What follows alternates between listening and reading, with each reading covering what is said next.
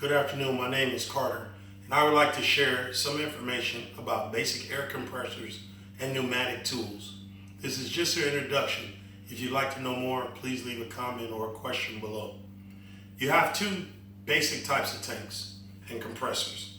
You have a smaller, more portable one, and you have a larger one that's a stationary one. The things that you want to know about a tank. First of all, you want to know that the tank itself, how many gallons does it hold? This one holds 8 gallons, this one holds 60. Big difference. You also want to know how much CFM or SCFM the compressor can put out. So in this case, this 8-gallon tank puts out at 90 psi 4.5 CFM or SCFM. Whereas the larger tank, it holds more, it puts out 11.5 SCFM at the same 90 psi. So there are going to be tools that the larger tank can operate that the smaller one won't be able to.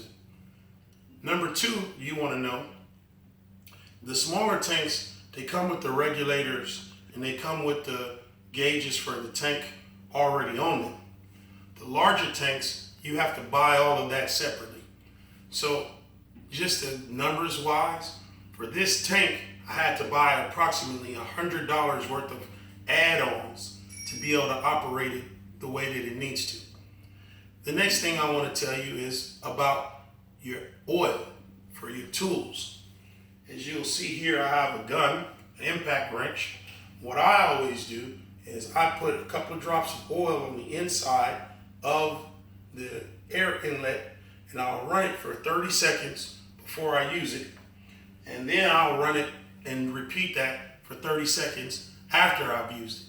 Some people put lines that have filters and oil misters in them.